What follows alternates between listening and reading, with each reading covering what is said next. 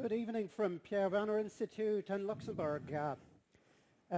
We are a panel organized by Volksbund, Deutsche Kriegsgräberfürsorge from Germany, together in cooperation with the Pierre Werner Institute from Luxembourg here. And we have an online audience from across Europe and maybe also from across the Atlantic. We would like to talk about 75 years after World War II. How do we look back and what is the present-day perspective on this period? I would like to introduce my panelists to the audience. Before we do that, I would like to encourage the audience that while we start our discussion, please feed in your questions, your comments over the chat function on the Facebook site. We would be getting back to this after the first round of comments. So feel free and see you online. Thank you for being with us. Can I introduce our panelists? To my left, Professor Sonja Kmech from the University of Luxembourg. She is a specialist in commemorative rituals, collective memory, commemorative cultures, remembrance cultures. To my right, we have Jennifer Roman from the American Battle Monument Commission. She is superintendent of the Luxembourg cemeteries. To her right, we have Craig Ferguson from the American Embassy. He is the public affairs officer of the American Embassy in Luxembourg. To his right, we have General Dirk Backen from Volksbund. Apart from having been a former defense attaché in Washington, D.C., Dirk is in charge of service and cooperation of Volksbund. And to my far left, we have Dr. Heinrich Kraft, who is the former ambassador of Germany to the Grand Duchess of Luxembourg. Thanks for being with us. Now, a few announcements before we start. There will be a number of organizational and follow-up events that we would be announcing at the end of our debate. We're going to be online for about 90 minutes. And please don't hesitate, while we keep moving on to throw in your questions. 75 years after World War II. To get everybody started off, I would like to throw in a bit of French perspective. This is a person that most people in the audience will know. It's a famous French singer called Renaud. He coined an interesting phrase when he commented on the history of World War II and the way we're looking back. Il commémore au mois de juin un débarquement de Normandie. Il pense au brave soldat américain qui est venu se faire tuer loin de chez lui. The brave and good American soldier that came to the battlefield of Europe in 44-49 in order to get killed. And if you look at the photo, it's a surprising comment from a French anarchist to do. This is to illustrate the unanimity that Europe seems to have, even on that side of the political spectrum, in the commemorating and expressing gratefulness to the liberation of Europe that was extremely well supported by the United States. This is something that we may find surprising from the mouth of a French anarchist. So let us start the first round here. Looking back on World War II and its end from today, liberation of Europe, this is what the United States contributed extremely heavily to. Transatlantic friendship as a history of Europe after World War II. And today's options or even threats that we are facing today. This is what I would like to focus on in our first round. There are commemorative cultures. There are ways to celebrate, to remember those events that differ very much from one nation to another, not just between winners and losers.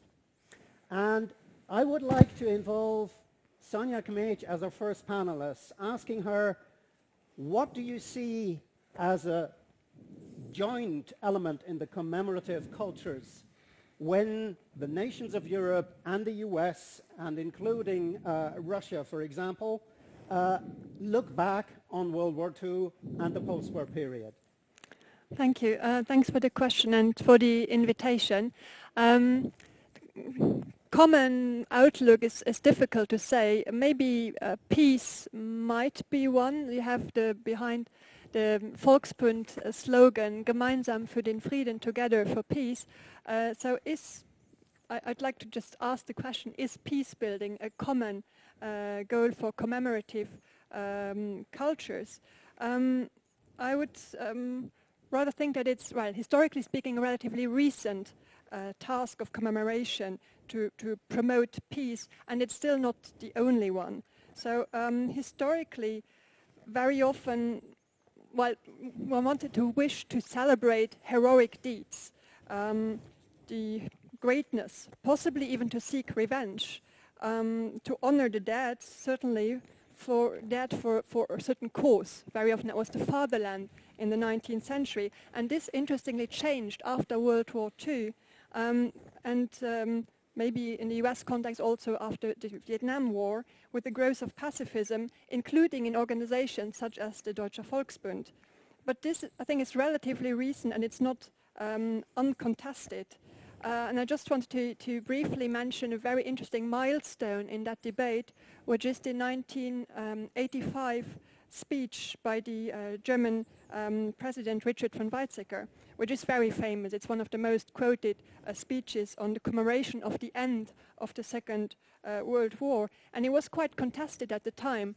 So that was 40 years after the end of the war, and he was criticized for saying that this was something positive for Germany, so that the capitulation was also a liberation for Germany. And he also told Germans to accept their past and not to belittle Nazi crimes. And that wasn't unproblematic, because I think that we shouldn't forget, when we talk about 75 years afterwards, that for a long time there was a Cold War going on, and that shaped the commemorative culture. So in the German Democratic Republic, the end of the war was always seen as a liberation by the Red Army. So for the West, it was quite problematic to see it in the same way and to formulate it as a liberation.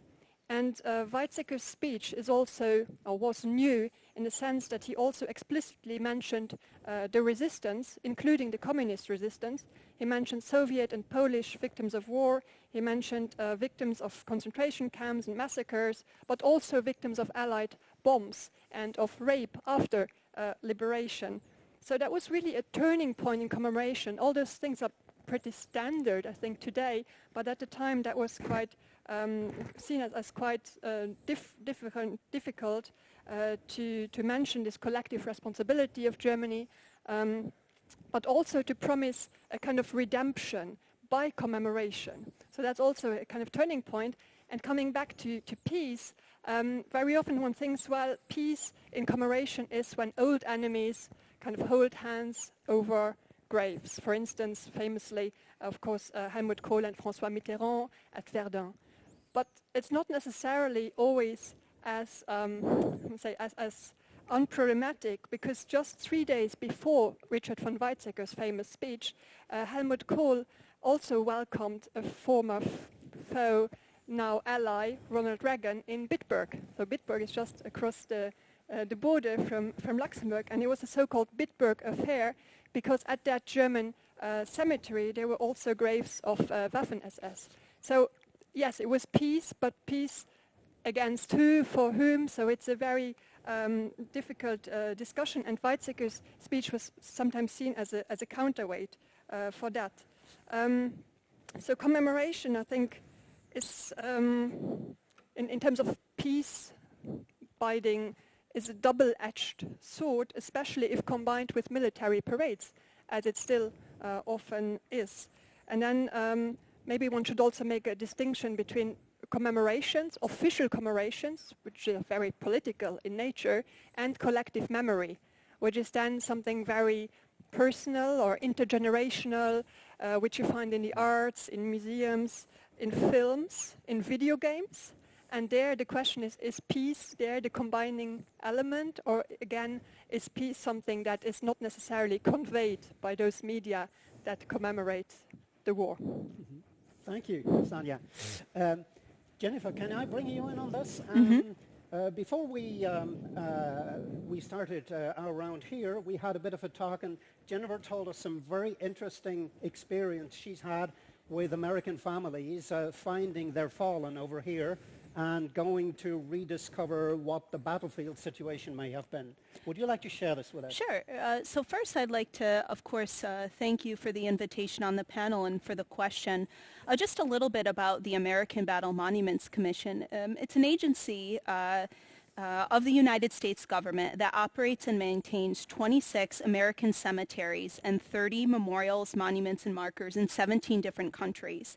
And the commission has been working since 1923 to fulfill the promise of its first chairman, General of the Army's John J. Pershing, who was also the commander of the Expeditionary Force in World War I, to promise that time will not dim the glory of their deeds, meaning that we will continue to remember the service and sacrifice of these service members. And of course, today we have these cemeteries that are overseas with American war dead that came to fight these battles.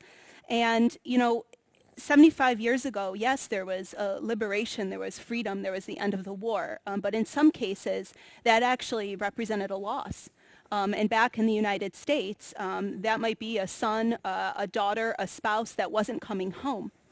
And still to this day, we have American families or friends of these families that continue to come and visit the graves of their loved ones overseas, making a trek across the ocean to come and remember and honor their loved ones. Sometimes it may be the daughter of a service member who was 6 weeks old when their father died overseas. Their father never even met them. And in our commemorative mission, which we've been doing since 1923, is to welcome that family, to bring them to that grave site where they can honor, remember their loved one and their sacrifice, and see the graves around them and the care that is taken into to take care of these graves even 75 years after the war. Mm-hmm. Yeah, thank you. Craig, can I bring you in on this too? Maybe not so much on the commemorative aspect of this, but you work for the American Embassy in Luxembourg, and Luxembourg was a theater of war here. Does this affect, and if yes, in what way does it affect your day-to-day duties, your day-to-day activities at the level of the embassy? Do you get to deal with this in any way? And if you could share this with us. Yeah, absolutely. I think the biggest thing I could say is it makes my job a lot easier here because of the strong historic ties that the U.S. enjoys with Luxembourg. And part of that is due to American assistance during World War II and those bonds that were shared, those bonds that were formed. It's amazing to me. I've been here for 1 year now, and this sort of marks the beginning of the commemoration season here. And to go to these smaller villages and see that they still remember and they have American flags and Luxembourg flags up on the light posts.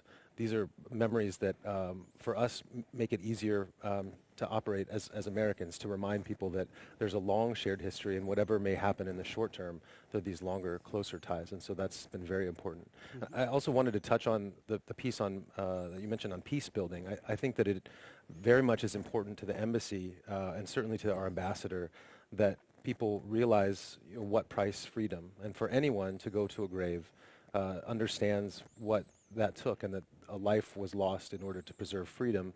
And I think that it's also very important to, when you see that at the American cemetery, at the German cemetery, you understand the horrors of war, and we don't want to repeat that. And I think in that sense, just understanding the sheer loss of lives, to see those numbers of graves brings that home in a way that nothing else can. The price of freedom. Thank you very much. Yes. Before I bring in Heinrich Kraft, our Germany's former ambassador, just a word to the audience. Feel free to ask any questions, to make any comments in German, French, or English. That's all spoken here. When we talked before, you shared some remarks on, the history of Luxembourg and the U.S. It's something that Craig was touching on too. Could you share this with the audience? What is the specific perspective that Luxembourg and the specific contribution that can Luxembourg make in this reconciliation process we've been witnessing for the last 50, 60, 70 years in the peace building, and also in the encounters of veterans in the meeting of the two sides, the ex-opponents in the war? Well, Luxembourg as a small country is a mediator par excellence, not only between France and Germany, but also between the US and Germany, particularly on Luxembourgish ground. You mentioned already the Battle of the Bulge was the bloodiest battle Americans fought on European soil, and a substantial part was fought here on Luxembourg soil, and the northern part of Luxembourg was totally destroyed. So Luxembourg has paid a huge price. All paid a huge price. German soldiers, American soldiers, and you referred to veterans. We do not have veterans organizations like you do in the US for very obvious reasons, but we got to know as embassy a few who actually participated in the Ardennes Offensive, or the Rundstedt-Offensive, as it is called here in Luxembourg, or the Battle of the Bulge for you Americans and the British. And the experience on both sides was very similar. It's just one word. It was hell. It was hell for both sides. And I've been present when Americans and two German veterans met, and for them it was absolutely clear this was a personal catastrophe for themselves, which still has an effect on their lives until today, in their 80s and 90s. But it was very, very emotional also for somebody who was born like all of us, long after the war, to be present in such a conversation of veterans who actually shot at each other, and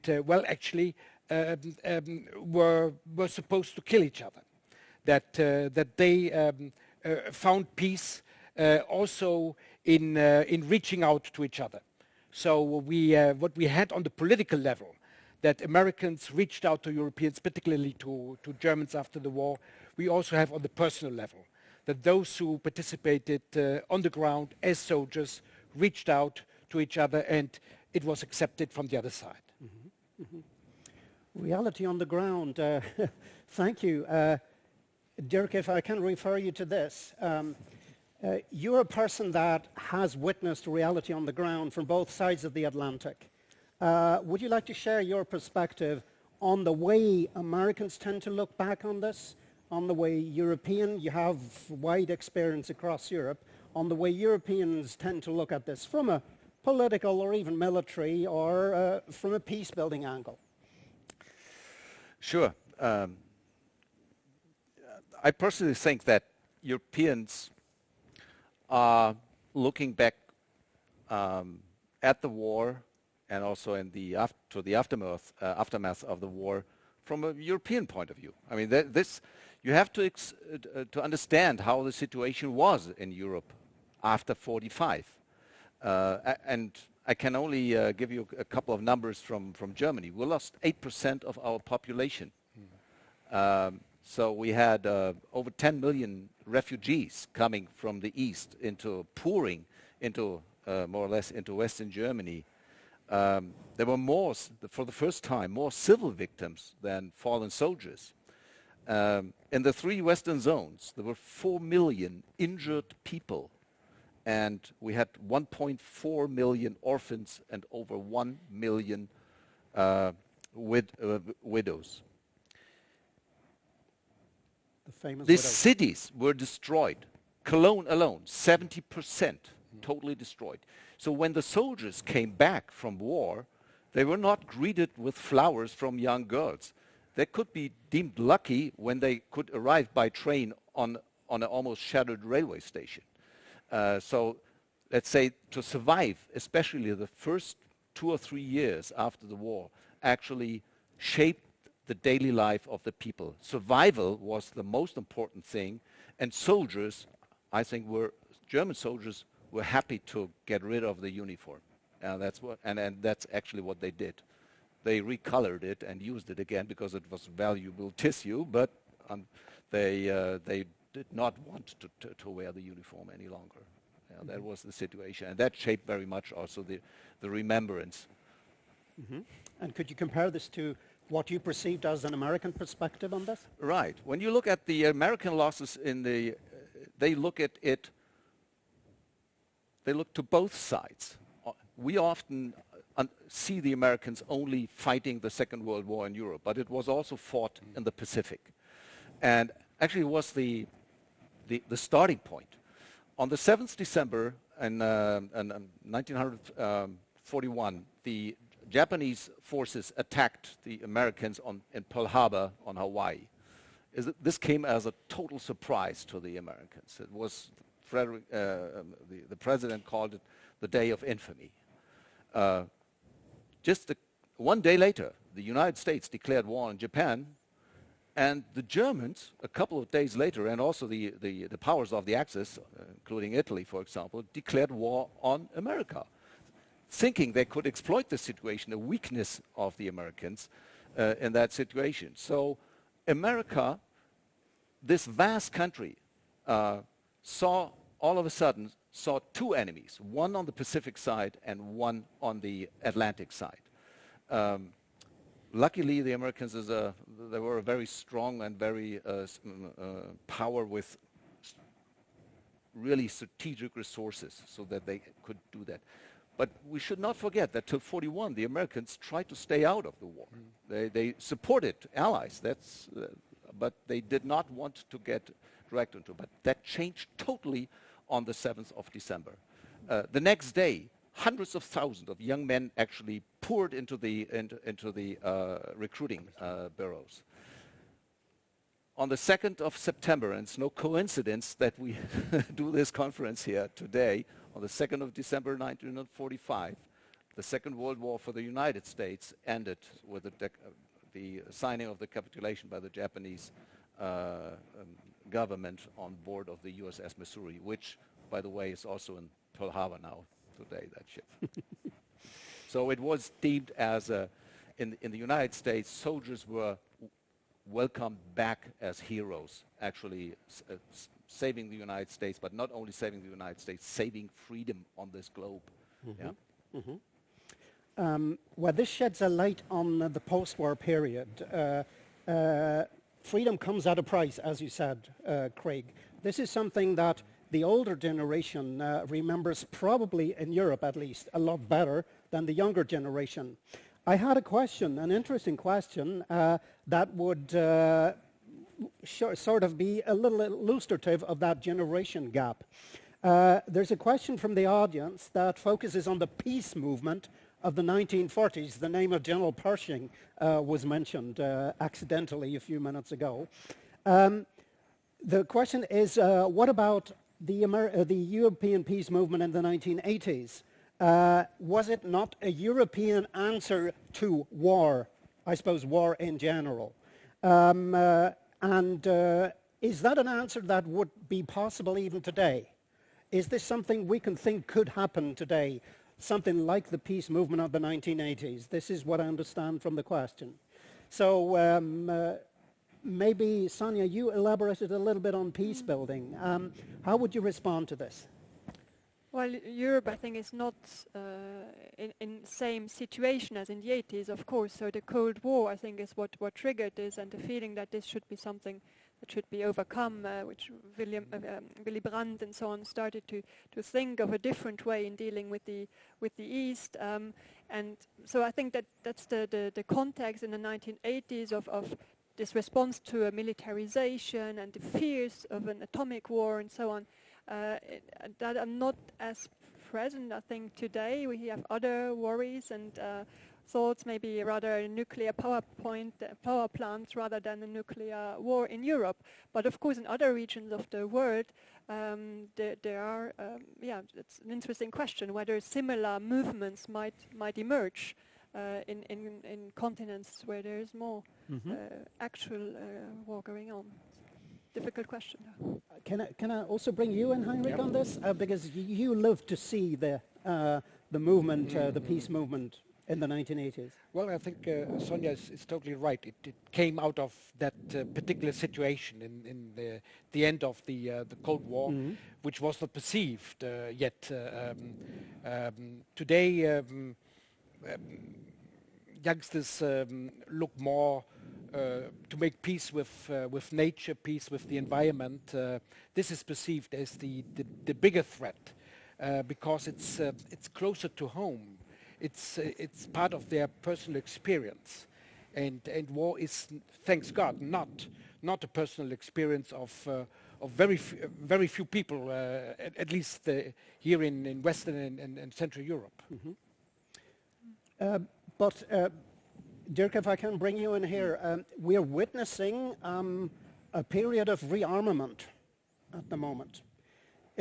Isn't there some kind of signal we can detect from the civil society to go on a counter attack on this current trend, even after the end of World War II, the Cold War? I mean, everybody is rediscovering there's something like a confrontation of blocks, or at least of superpowers or powers in the world under different conditions. Isn't this something that should give us food for thought? First of all, I mean, I recall very much the times when that peace movement was protesting, because I was standing on the other side of of the fence, and when I was serving as a soldier in the German Bundeswehr. To be honest, I deemed myself as soldier always as the first demonstrator.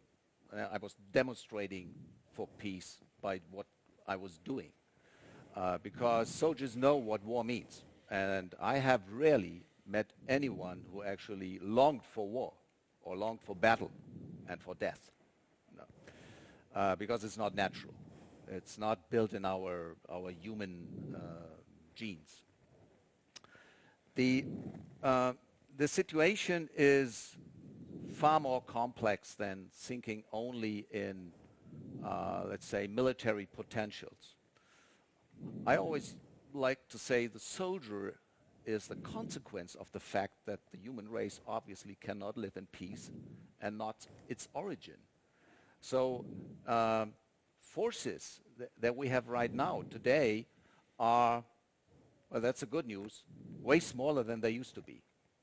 The Warsaw Pact was a bloc of forces with millions of soldiers. So was NATO. When I joined the armed forces, Germany alone had 82 tank battalions. Today there are 6.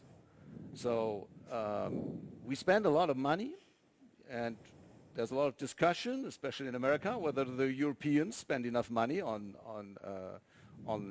defense.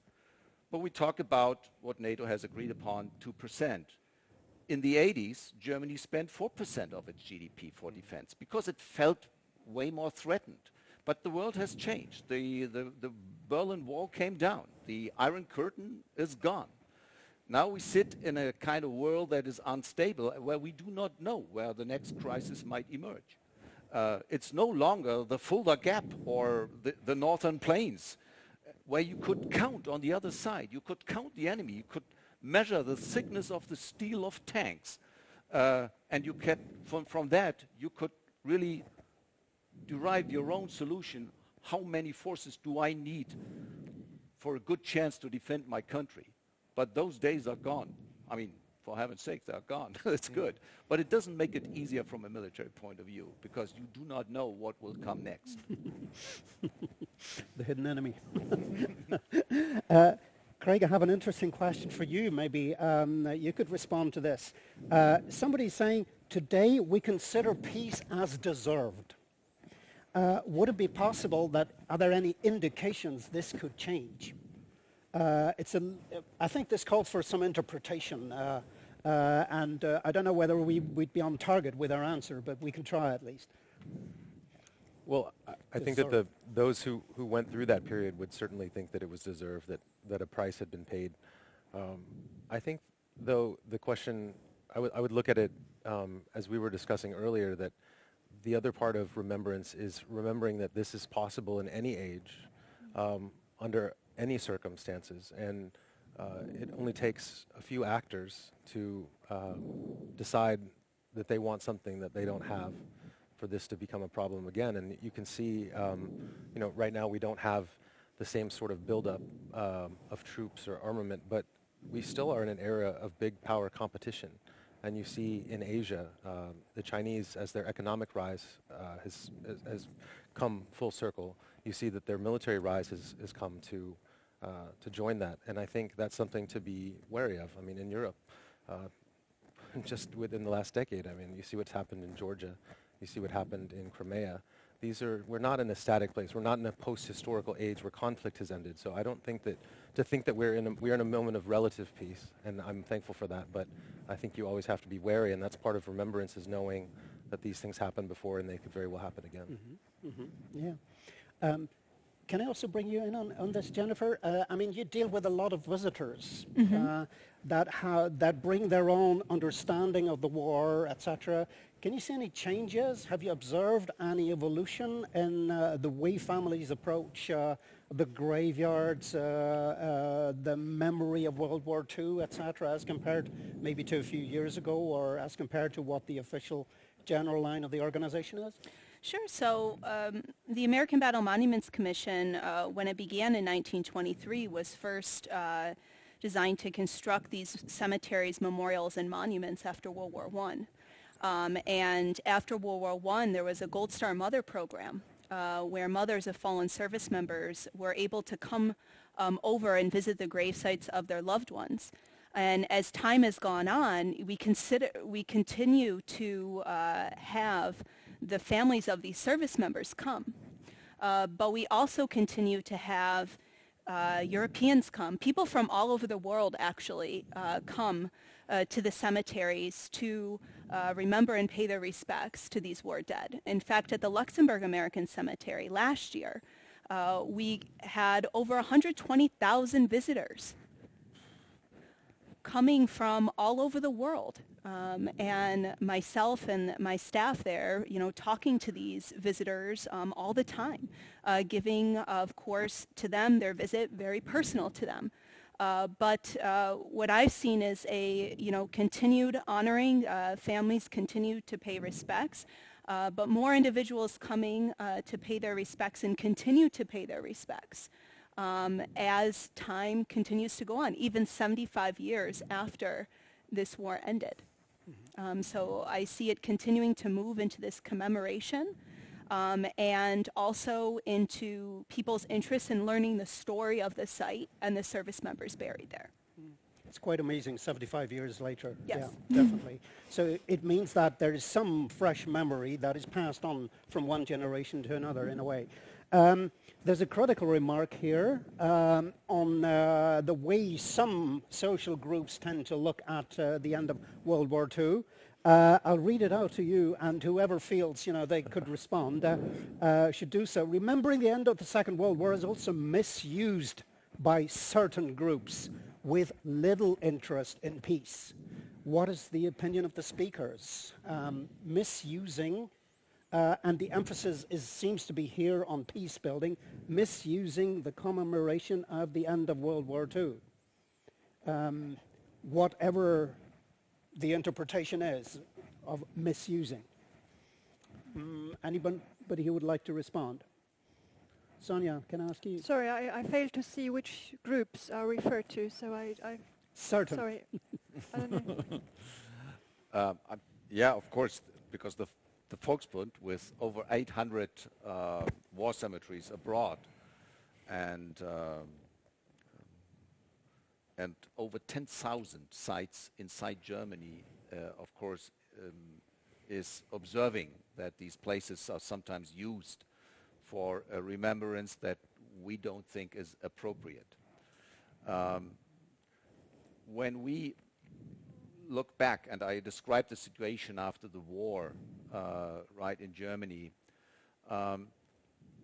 the Germans actually, I think they were, and let me put it straight here, they were fed up with war. There was such a high price they had paid. All families were affected, that they did not long for war again. So remembrance is mainly driven by the loss of relatives, of fathers, of sons, uncles, nephews. And I'll give you an example. My grandfather's family, there were 5 boys and 1 girl. 4 of the boys fell in the Second World War. So what does it mean for a mother to see that 4 of her 5 boys actually did not come back? What do you think? How does she go to a war cemetery or a monument in that little village to remember the fallen? I don't think she was cheering when she was standing there and remembering. She was rather shedding tears. So did many others. The Americans, after the Second World War, did not own. They had 2 major projects. One is well known in Germany. That's the denazification. The other one is the demilitarization, and that meant actually to take out that how militarism actually shaped not the military only. I think everyone is okay with that, but it shaped the politics. It shaped everything. The whole social life, the whole society became a sort of super military, where Even before the obedience, Nazis. no rejection, no freedom of speech, whatever, and that is the way they did it, and they tried it. Is, for example, they forbid monuments. They did not allow National Socialist monuments they did not let them stand. They took them down. They went into libraries. They took out military books. And it was forbidden, of course, to wear all the symbols, all the uniforms that the soldiers brought home. At the end of the day, I'd say it worked, at least to a certain degree. But you can never rule out that there are groups that gather and recall the war as something else, not as a great tragedy, and not as an event that you should mourn, but something where you probably could have done better, yeah. A misunderstanding of the camaraderie, which is quite okay for me as a soldier to remember that, because when you share the hardships, that really amalgamates together a group. But from that deriving, we saw a lot of justification of the deeds that German soldiers did in the name of the National Socialist Party. Yeah.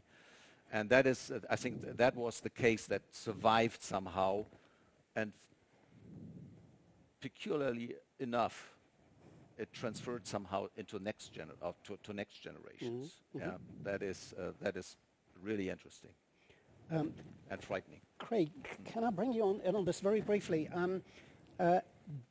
Do the American embassies notice that there are factions of the German political spectrum, to address it very openly, that are trying to rewrite the memory of World War II, actually? Is this something you guys would monitor?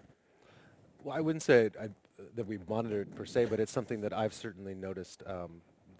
When you're in the United States, I don't think the discussion of German celebrations really comes up, but it's something that I've certainly taken notice here. An American in Europe. Exactly. So I think the idea that, as the ambassador said, that war is hell and that there were intense losses on both sides. I think that is certainly a narrative I had not heard before. It's something that obviously resonates here. And so I think back in the United States, there's a slightly different perspective on that. But I think that for me has been very interesting to see. Thank you. Right. It's interesting to see that in the responses we're having so far from the audience, the word peace comes up as often as the word war, even more frequently. And this is something that part of the members of our audience seem to be, very focused on and very interested in. So I think this would give us an opportunity to discuss the achievements, that we've all made in the post-war period. We're talking civil liberties. We're talking human rights. We're talking collective security mechanisms, that were installed during the Cold War, etc. We're talking prosperity, etc., that has grown immensely over the last 60 years in Western Europe, at least, and now, slightly in a slower manner in Eastern Europe too. So this has been our orientation, for decades, I would say. Is this something that is coming under threat by whatever movement, social changes or so? Or are we guys staying to course in any way? You have a broad perspective on this, Heinrich, because you've traveled a lot across Europe, etc. What is your appreciation? Well, let me first go a little bit back. The Allies won both World Wars, World War I and World War II. But they lost the peace after World War I. And this was the lecture learned after World War II. So particularly the US made a difference, staying in Europe, not leaving Europe, and staying engaged in Europe until today. And probably European integration would look very differently without the Americans having stayed in Europe. Having said that, so this is the basis. And if I look at German foreign policy has two pillars. One is European integration, and the other one is transatlantic relations. And these are the two firm pillars of the stability of the German democracy and the Federal Republic, which at the end played a very major role into bringing down the Berlin Wall and the Iron Curtain and leading to unification. Picking up your more specific question, yes. Democracy, civil liberties, that's not something you have and then you have it forever. It might be lost. You can lose it. So you have to fight for it. You have to defend it all the time. And this is something which not our grandfathers and grandmothers put into our constitution, and since then we have it. No, we have to fight for it, and it's not the constitution which stabilizes our democracy. It's what we all make out of it. It's the living constitution, and we are all part of this living constitution. And when I look around the world, it's not just in Europe. Look at the pandemic. Look at currently we have the Chinese foreign minister in Europe. He was in Berlin yesterday, and he's on tour in order to work on the Corona narrative, and one of the Chinese goal is to point at us Europeans and Americans, Western democracies, that we failed dealing with the pandemic, and portraying themselves as the superior system. And we only have to point back and tell the Chinese, look at Taiwan, look at South Korea, look at Japan, all democracies. And they have done a fairly good job in fighting the pandemic. So and some, unfortunately, also in Europe, jump on this train.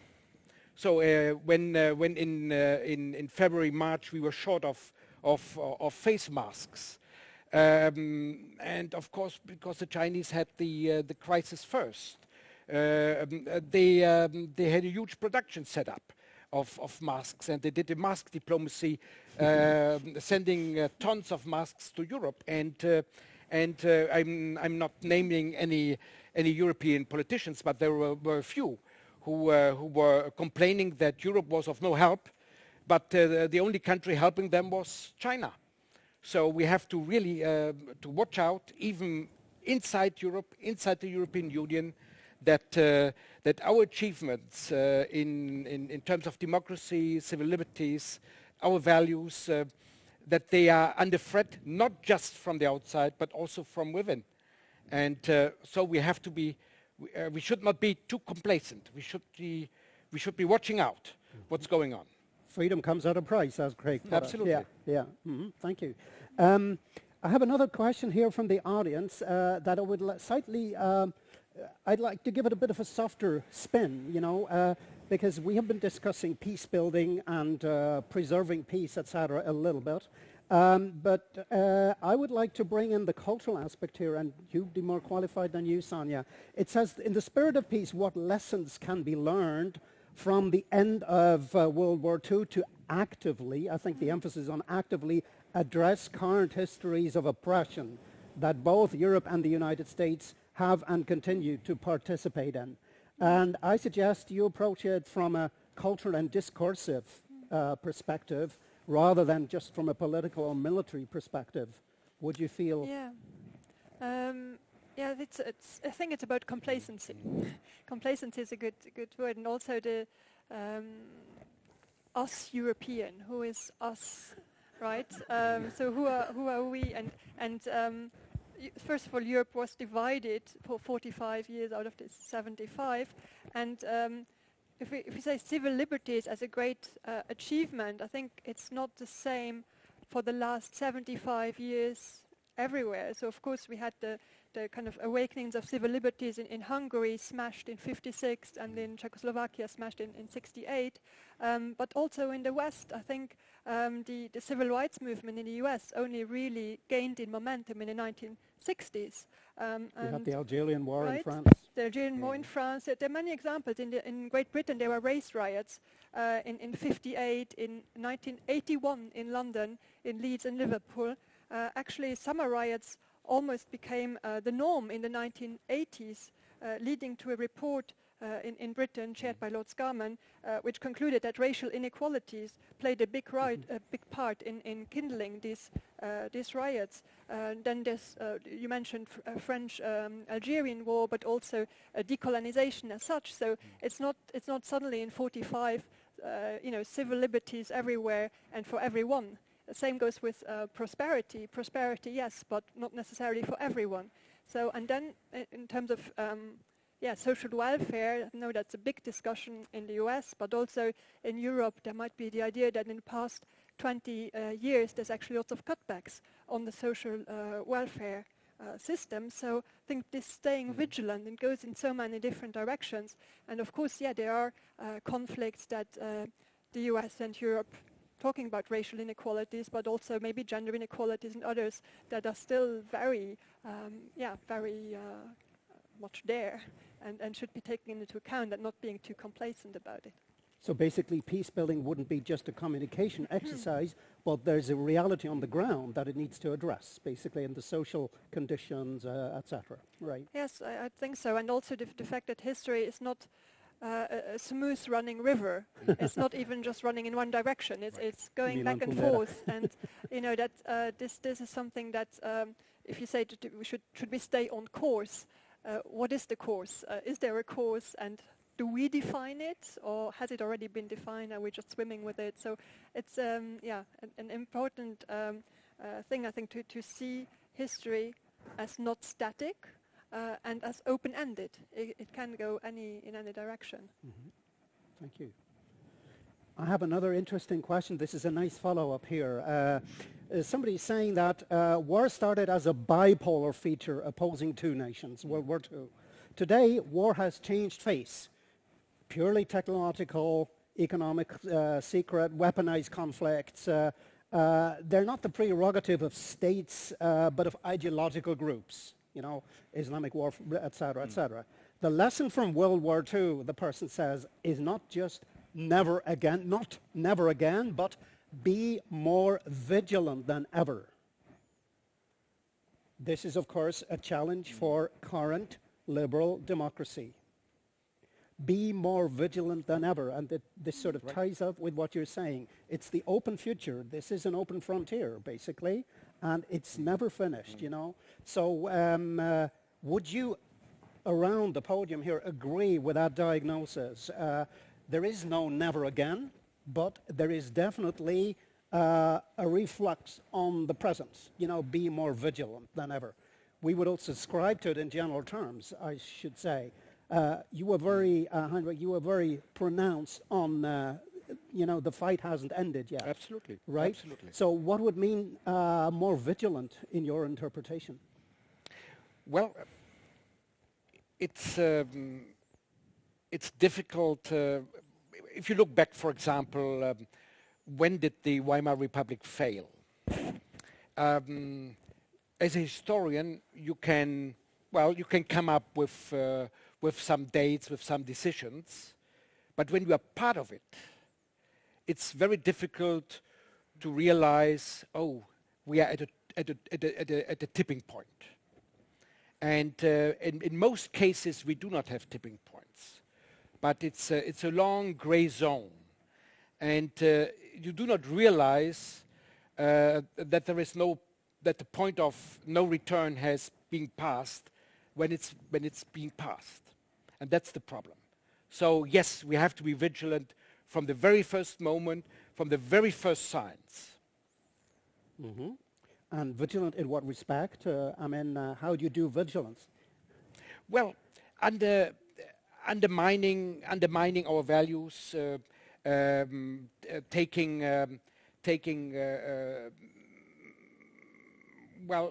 being soft on those who openly fight the Constitution, for example.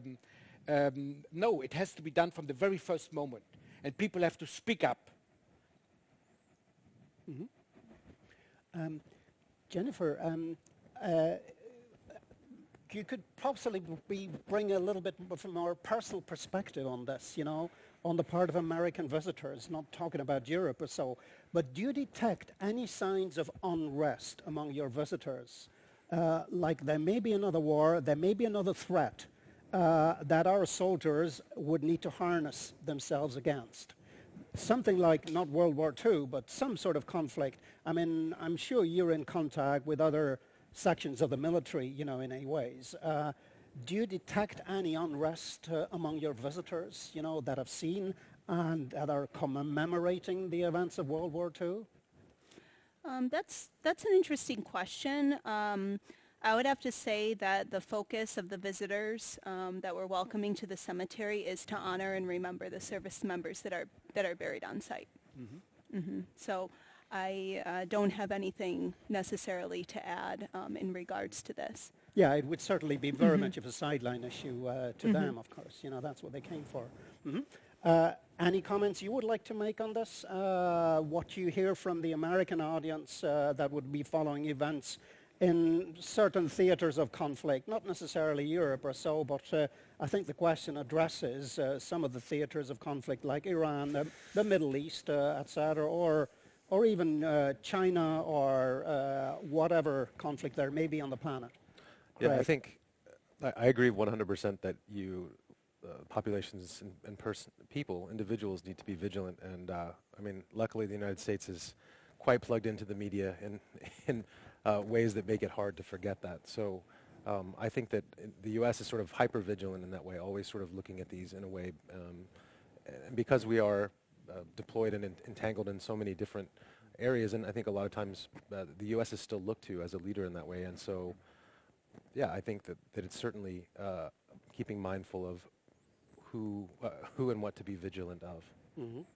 Yeah, I mean, some of the developments that, at least, you know, as far as Europe is concerned, that Sonia brought up, you know, they're quite illustrative of the sources of conflict that, you know, that may break out, you know, at some stage sooner or later.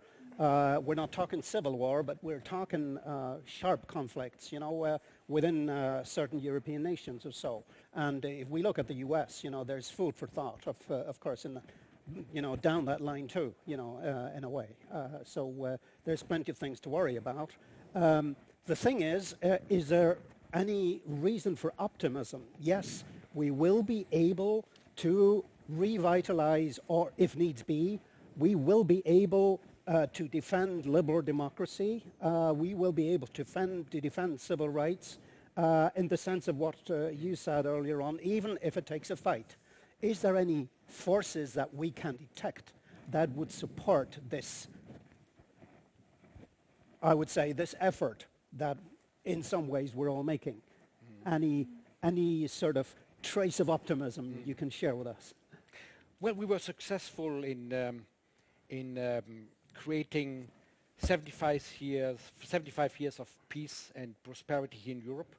So why shouldn't we be pessimistic that we would be in a worse situation in the future,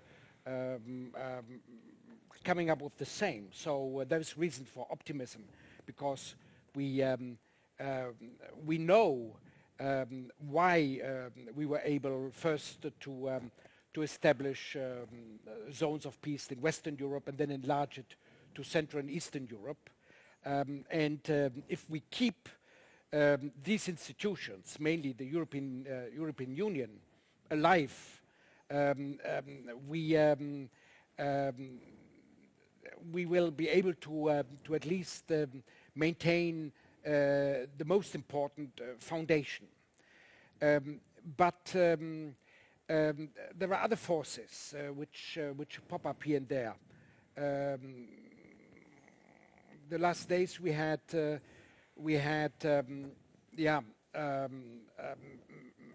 tensions rising between two NATO members, Greece and Turkey. There are many books out talking about the coming war in Asia or the coming war with China. So East Asia, together with the Middle East, are the two regions with the highest expenses in armament. And when you then keep in mind how World War I started, sleepwalking into World War I, this famous book title. Well, I'm coming back to what I said earlier. The decisions taken in Vienna and in Moscow and other places were not perceived by those politicians at the time that this would lead to a big war. No, they were convinced they could manage, maybe at the expense of a small war, but they thought they had, for political reasons, they had to teach the Serbs in that case a lesson. And these type of situations can occur in many corners of this globe. Well, that's not exactly reason for optimism, is it? Well, I made a difference between Europe and the bigger world, but we paid a high price here in Europe with two totally devastating wars. In order that actually we learned the lesson. And what we have to make sure is that we do not forget this lesson. Yeah. Well, let's all go home and make sure. Definitely. Jennifer, I have a specific question for you. Yes. Thank you. It says Pershing's quote is a mission statement for ABMC. But each new generation has less of a direct connection with those who fought in World War II. Besides maintaining the cemeteries, does ABMC have any other programs that educate or serve as an outreach to younger generations? Absolutely. That's a great question. And yes, time has passed not only from World War II, but also World War I, which, ended over 100 years ago. And so, yes, of course, I mentioned the maintenance of the cemeteries, the services to the families, but another part of the ABMC's mission is actually telling the story.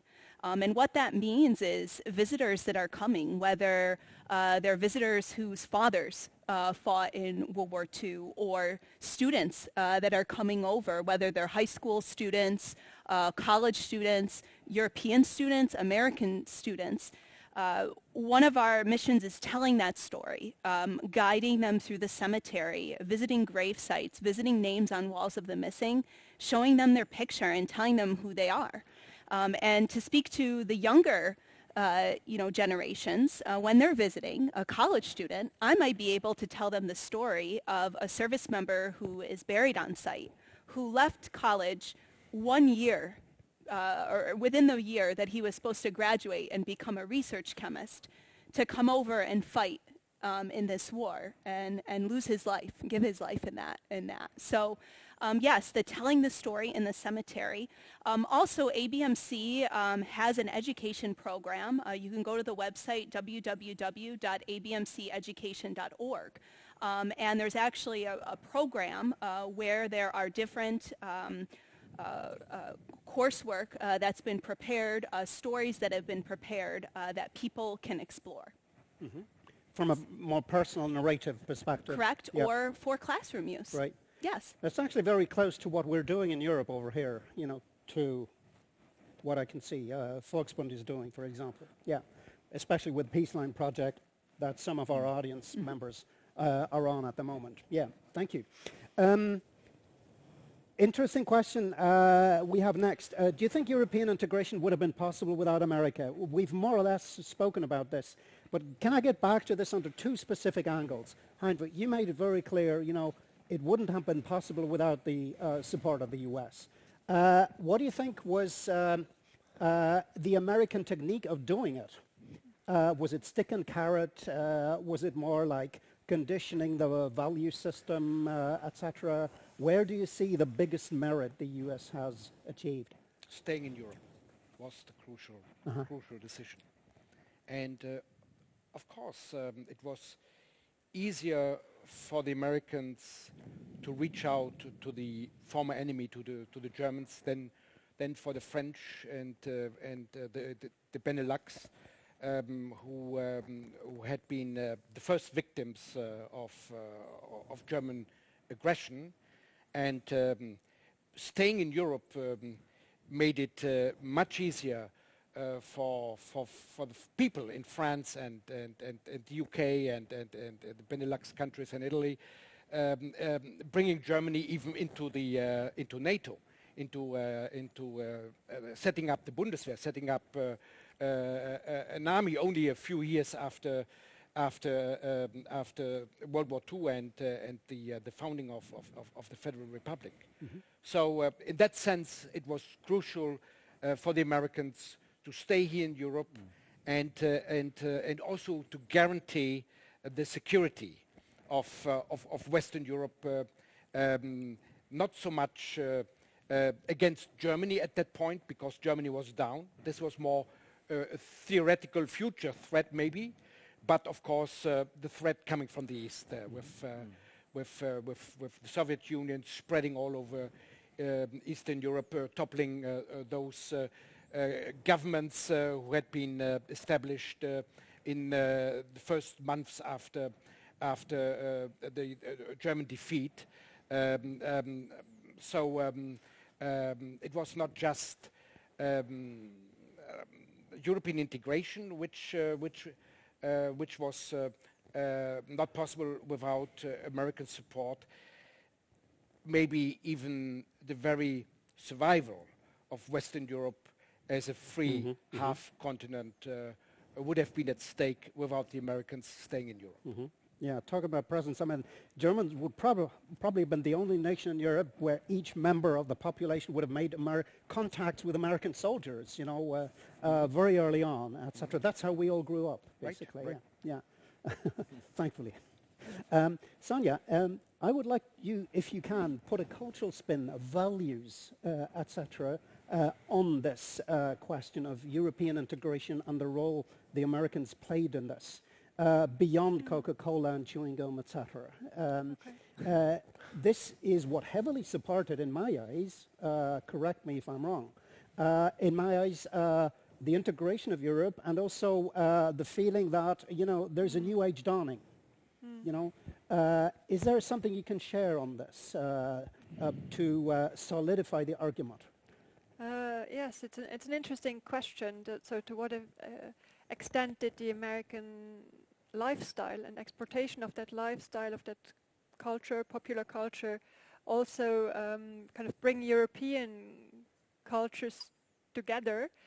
We have just a research project running on the 1960s, which actually addresses that question, whether there has been an Americanization or rather a Europeanization, and how these two movements, these two processes, kind of went hand in hand very often. So, but it was already before World War II in the 1920s. You already had 1930s. You had American artists, music, jazz, and so on coming over. Cabaret. So it's not that new. But I think with the GIs and so on, there was a whole.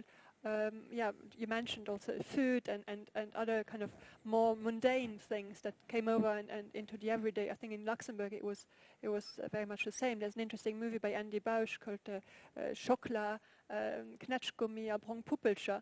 So it's also kind of a some GI states. You have a monopoly on this here.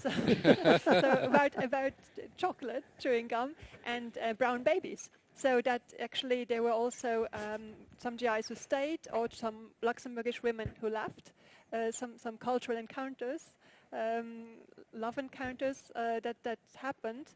So that's, of course, there's a negative side to that as well, that especially women who were involved with GIs were also sometimes seen very negatively by Luxembourgers, especially who came back from the German military, has been enrolled by force there, and came back and saw the women then going out with Americans. So that was not always, could also lead to conflict, and it was discussed as such.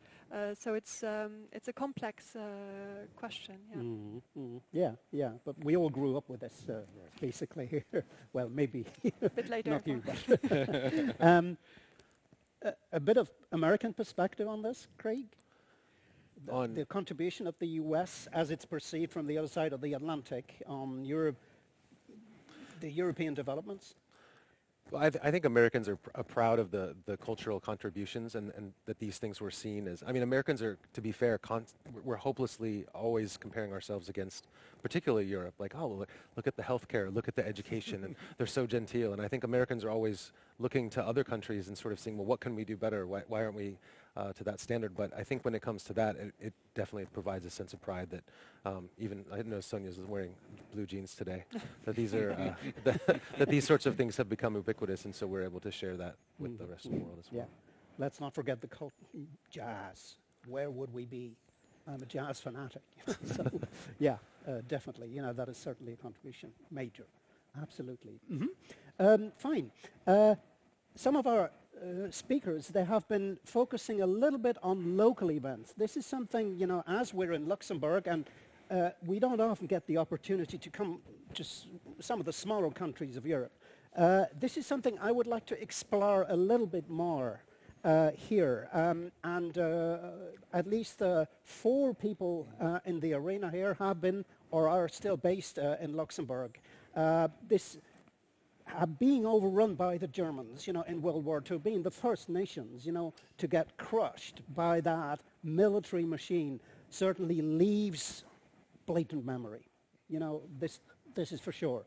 Now, how can it be that all these smaller nations, Luxembourg, and let's include Belgium and Holland, who suffered terribly under the war, how can it be that those nations managed to reach out in the sense of what you were talking about, Heinrich, earlier on, brokering some kind of meeting, understanding, reconciliation, or at least exchange between veterans of two sides, how could it be that this could be done with such ease as it is perceived from the outside.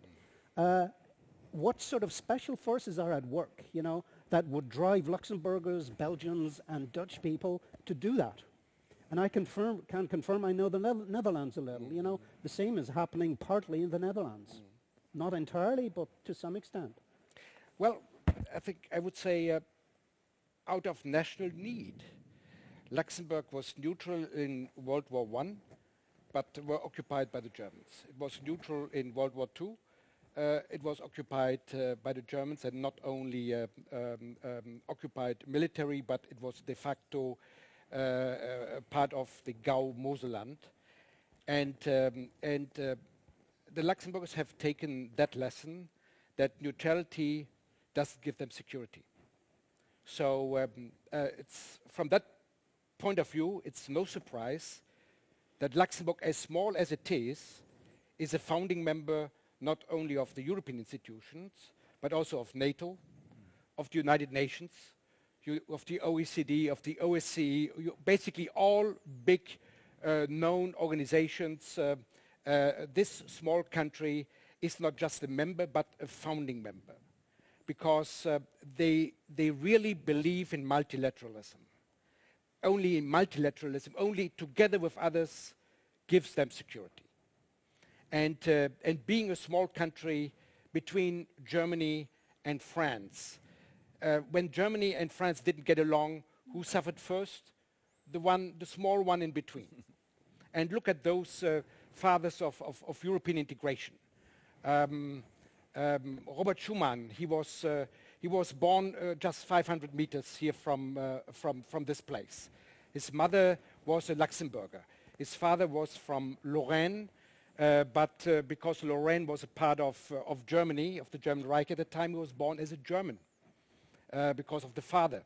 So in World War I, he was a German civil servant. In World War II, his homeland, Lorraine, Metz, was part of France. So he became a participant of the French resistance, of the resistance. But he himself and his family have experienced what it meant to live in a small bordering country. And look at those others who have been fathers of the European integration process. Konrad Adenauer. Well, Cologne, Bonn are also perceived as border region. So looking at least as much to France, to the west, than to Berlin. So the West integration, the brand mark of Adenauer's foreign policy was very close to his heart. It was in his genes. Or take de Gasperi, the Italian from Friuli. Friuli also a place fought between different countries. So it was basically people from bordering areas who wanted to overcome the national borders, the national barriers, and because they knew what it meant being living in a border region. Border regions were the first to suffer in cases of war. And it's the very first time today with the Schengen Agreement that the border areas are profiting much more than others. Mm-hmm. And so they really managed to turn around history, and that's why Luxembourg is such a success story. Success story also inside the European Union. You mentioned it. I'm now going to Hungary, and I think I can take many lessons from this region to Eastern Europe, because we really have a model region when it comes to cross-border cooperation, cross-border integration. Mm-hmm. And this is really a model, and that's what the future of the European Union should be. I'm not so sure that it will be anytime soon, but I think that's the way, that's the goal we should look at. Mm-hmm. Can we get back to this? Because we were discussing the current developments in Eastern Europe, mm-hmm. Which is a very interesting topic. But before, I would like maybe Sonia, if you could shed a bit of light on, I would say, the readiness in the mentality of Central European nations like Luxembourg or Belgium or even Holland, forgive me, the Netherlands, the readiness to align themselves, with major powers that are going their way in terms of liberal democracy, civil liberties, etc. And the magic, as opposed to what's happening currently, Heinrich was pointing at it, in Eastern Europe, that story seems not to be happening over there. So what is it that has driven Luxembourgers in historical terms, in sort of collective memory terms, to adopt this kind of prevailing attitude? I think you're right to point to history as a kind of explanatory factor, even if it's not the only one. But I think, yes, of course, Hungary has a totally different history, and that explains also why nationalism is so strong there, for instance, whereas in Luxembourg, the master narrative is that Luxembourg is in between, is a natural mediator. So that's a master narrative in the sense that that's how history has been told for about 100 years. This kind of Mischkultur, mixed culture, having the best of both or the worst of both, Germany and France, depending on who you talk to, but being a mixture in itself. And therefore being able to reach out to others. Jean-Claude Juncker was constantly playing on that, being the natural born mediator in a sense, and very often it worked. So speaking a handful of languages, yeah, multilingualism is of course also helpful, but I think it's a self-understanding there that is contributing to that fact. But interestingly, you say that it's a model. I think that the pandemic has also shown the limits of that model, and that was what's very frightening for, I think, Luxembourgers in the past months, is to suddenly realize what a small state it is and how utterly dependent you are on everyone else around. If suddenly borders close, health workers could not come, you're lost. So that's the kind of drawback of the same situation. Well, it's also illustrative of the state of the European Union in a way. Of course, in a larger scale, yeah. Yeah, and I wouldn't be able to speak for Belgium and Holland, but I guess they also have their history, which is very much then going towards alliances, but different types of alliances. It's not exactly the same. Yeah. Craig, switching over the sides of the Atlantic, sort of. When you talk to your folks back home, I'm in Luxembourg. I'm posted to Luxembourg. And you talk to them about, this is our public affairs, what we are doing, etc. What sort of perception do you get on the history of the war, etc., if at all? And failing that, what sort of perspective do you get on you being posted over here? What's life like? What do people think about, the US, etc.? What is the picture that would form for yourself? Well, both of my parents were in the military, so we moved around quite a bit, and my mother's family and my father's family were also in the military. So my grandfather served in Luxembourg during World War II. He was actually a German-American, and he didn't teach German to the rest of the family. I had to learn that on my own, as was common at the time. But so my mother actually lived in Germany right after World War II. My grandfather was stationed there, so she grew up partly there. So they were very excited to come here. And my brother is in the Air Force and had been stationed at Spangdahlem, so he had lived here before, so they were very excited about it and knew. And to be fair, the German side of my family is from very close to Luxembourg, so I think in that side it was comfortable and it was a nice place to be. But I think Americans are always so concerned about how other people see them, like how are we being viewed by the rest of the world. And for me, that's been very interesting, and I think the welcome has been quite warm in Luxembourg. I wanted to mention what you said about the border regions, and I think that for me has been very fascinating traveling around in this region, is that, of course, there's still national pride, but in those regions, if you're a farmer in Belgium and a farmer in Luxembourg and you live across the border, you're really not very different in the way that you eat or dress, act, even speak. And so I think that's, for me, has been, as an American, has been the most interesting, that in these border regions that there's a regional identity that really sometimes supersedes the national one. Mm-hmm. So that for me has been the most, one of the things that I've really tried to explain to my friends back home. Yeah, that's certainly an interesting thing. How about you, Jennifer? What sort of response do you get from back home? Sure. So I think, one of the things that was really exciting for my friends and family to see was the 75th anniversary of the Battle of the Bulge, which there was a large commemoration, a large ceremony that happened right in the Luxembourg American Cemetery, and was streamed live, and people were able to watch it. And you had not only representatives from the United States government, the government of Luxembourg, but also several representatives from Western European countries. And so that was very interesting to see that 75 years after this battle, this bloody battle, this fight, that you continue to have people commemorate and remember these service members from literally around the world, or countries where the battle, wasn't even fought.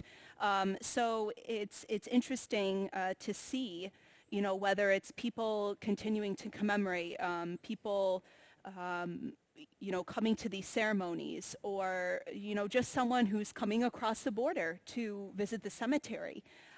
Individuals that are coming and just bring a bouquet of flowers and want to lay it on someone's gravesite.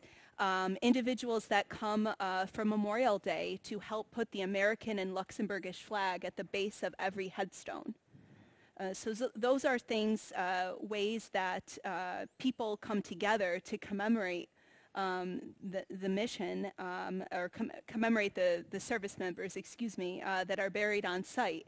And it's very, very interesting and humbling to see that continue to happen. I didn't know there was live streams, during those events, Yeah. Well, Yep. I would never have thought that would be possible. Right, okay. Dirk, can I bring you on this? Volksbund organizes a lot of these youth camps in the border regions of Germany and Central Europe, involving Poland, involving the Netherlands, Belgium, also Luxembourg, etc. And this is, of course, a deliberate effort, right? The idea seems to be what we've just been discussing. Do you see this could make a real contribution to call it reconciliation, peace building, preservation of liberal democracy, etc. in the long run? Or do you feel that this like sort of a standalone exercise that you guys are doing for the sake of sending a sign to the Poles, sending a sign to the Dutch, etc.? See this part of it as a major strategic complex, or is it just some sort of goodwill exercise? That's not a rhetoric question. Very much so. No. I mean, more or less, you can extend the same experience that our two American friends have here now. I mean, once you live in another country, once you meet other people, you learn far more than you can read from books or can read in newspapers or watch on TV. So meet the people, talk to them, and that is exactly what we do in the youth camps. Not only with youth camps, we also bring together, if possible, soldiers who actually clean together, for example, headstones, and we have Germans and Poles together on a war cemetery in Poland. And it does not only send us a very symbolic message, which is necessary, of course, but they get to know each other, and it changes the way you look at other people. One of the big advantages also of the Americans staying in Europe, and I fully agree with that, Heinrich, is that it was not only symbolic, it was done, they were convinced it was the right thing to do. And in the 80s, under President Reagan, we had in Germany alone over 200,000 American soldiers. Can you imagine what this meant to be? Because being on an operational tour, those soldiers rotated. They went back and forth to the United States. There were soldiers. I once was invited, and I have to share this anecdote. I was invited for Christmas drinks. It was General Bostic, and he was the chief of the Army Corps of Engineers, probably well known to my American friends here.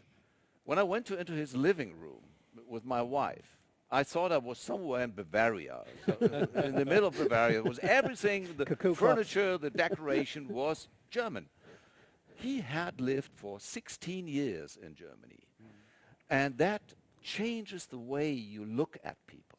And not only during the peacetime, especially after the war, American soldiers, because they were educated in a system that allowed for this, discovered that they, with a woman or a child on the street, they had mercy. They showed mercy. Yeah, and said, so we have to rebuild this. And that's what they did. Yeah, I think this transatlantic link should not be underestimated, of people going to Europe, going back to the United States. And also, one of my recommendations is send German youth over to, and European youth over to the United States. Dirk, you've given me very nice inroads into the last round of questions I would like to ask. Because what I feel from the audience is that the words peace, building, etc., they came up, a number of times here, So, and of course I may be mistaken, but a lot of people in Europe seem to be worried about how can it be done, this kind of thing. And what you've just been telling us is let's rely on interpersonal affairs. Absolutely. Let's approach them in a systematic manner. Let's take this at a level, that can be generalized. Let's have a big rollout of that. Could that be a sustainable strategy accompanying the political process? This is not necessarily a political process.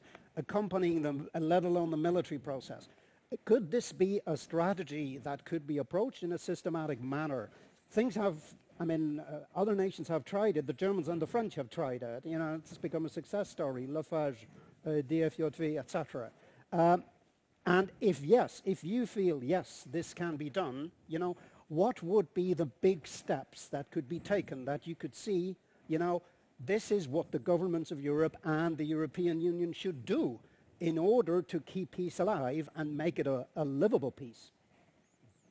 Maybe starting with you, Heinrich, and then we're going to have a full round, right? Well, I think one of the biggest programs of the European Union is Erasmus. And because this brings young people together, and not just for a visit, but for half a year, and participating in the life of the other.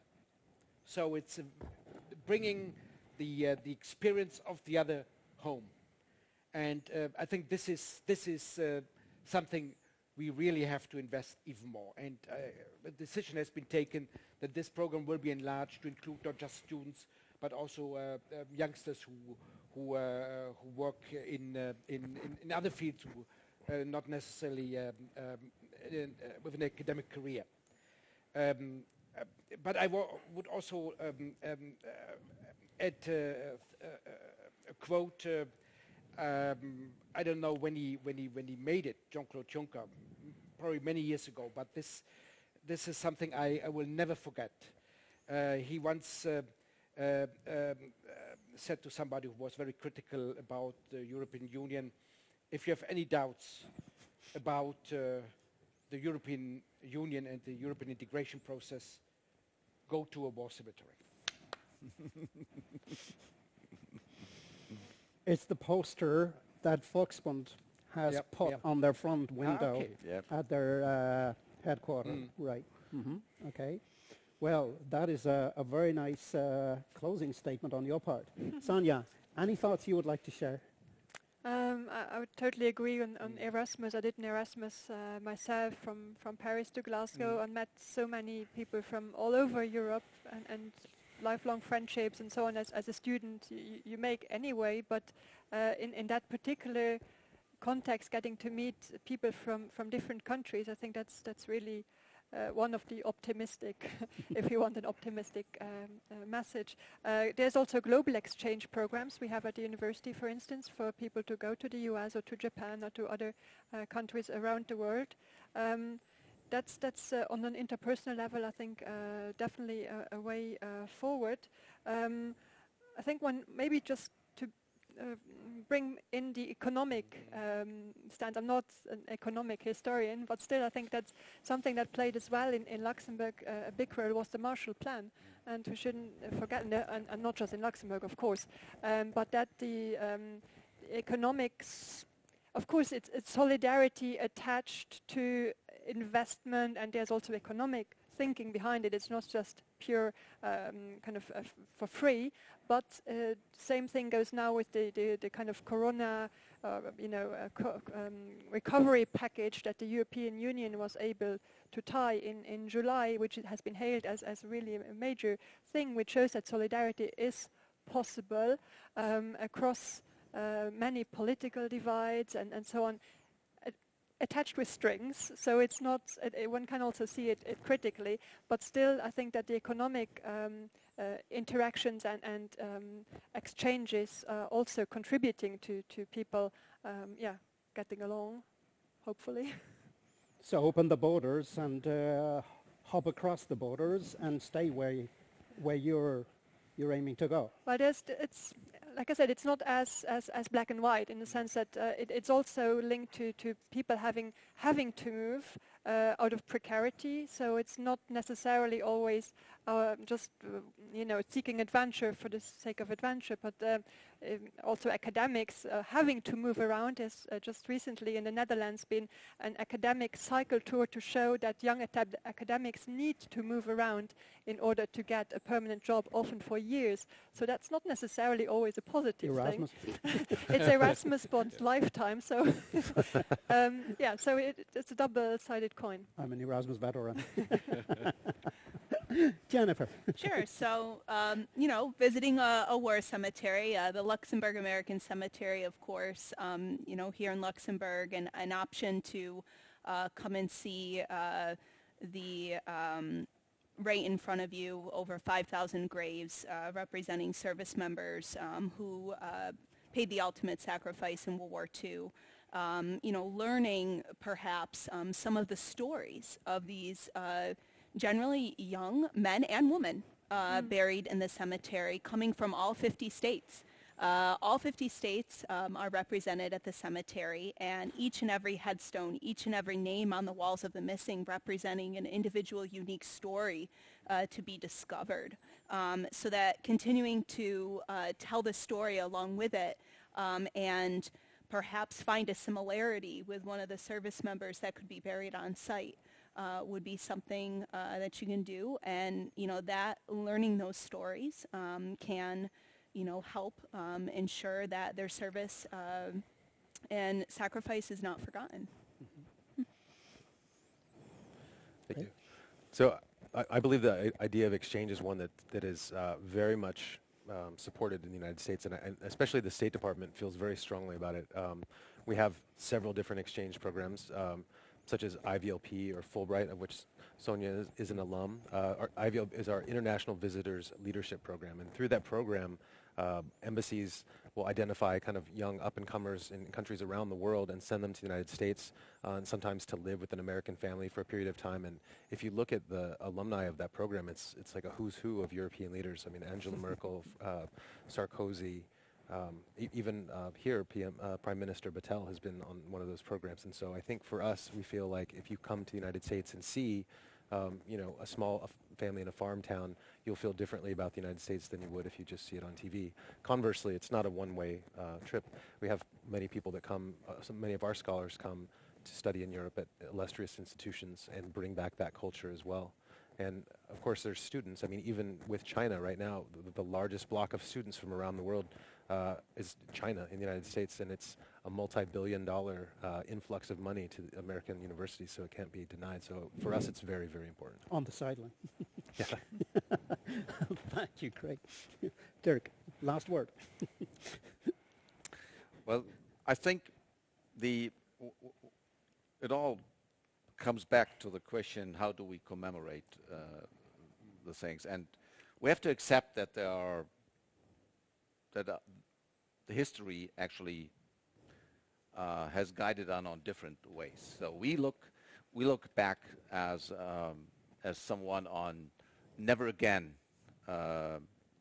which does not necessarily mean that the Germans oppose in total or have become a totally pacifistic nation. I mean, pacifism as a result after a lost war is a kind of natural thing. You cannot say that came as a surprise. On the other hand, there were also times in the history of the United States where soldiers were not that welcomed, let's say, especially around the years of the Vietnam War. The Ken Burns series actually shows it pretty well. It was quite an eye-opener for me watching that. But it all comes back to one of the things I learned while I lived in the United States. You can be against the war, but you should not be against the warrior. That means sometimes the soldier itself becomes an object of criticism, which you, of course, can always justify if it is an individual misbehavior or whatever. We have seen this throughout history in all countries. But on the other hand, someone who fulfills his duty and actually serves his country, that is appreciated regardless what kind of country stands behind it. That's what I feel when I stand at a grave of a Russian soldier who fell at the front gates of Berlin in '45, and that's when I stand on a war grave here on a war cemetery with American soldiers who fell actually for their country in the Battle of the Bulge. At that moment, it's people over systems. Absolutely. Mm-hmm. Okay. Well, thanks very much for that closing round. Dear audience, we've been trying to address your questions. You know, we hope we have done reasonably well. We've approached post-war history from political, sometimes military, cultural, and other angles, and we've also been trying to include the micro perspective, if I may say so, from a small country as compared to a pan-European perspective. We can't touch on all the issues that are at hand, but you will have opportunities to follow other and take part in other events that will be organized by Volksbund. For example, on the 12th of December, 30 years 2+4 contract, well, treaty, I would say, German reunification and the transformation of a new Europe, an online panel from Berlin. This is something that is a very intra-German affair. This is that paved the path to German reunification. And on September 24, the connection to East Europe, German Jewry and Shoah in East Europe, especially hot issue right now, I would say. History and Remembrance, an online panel with historians from Berlin. So these are the next events that are in the pipeline. Stay tuned. We hope to see you on board on one of these events. Thanks for being with us today, wherever you are on the planet, I hope. And have a nice evening. Thanks also to the panelists for such a lively discussion. See you again. Thank you.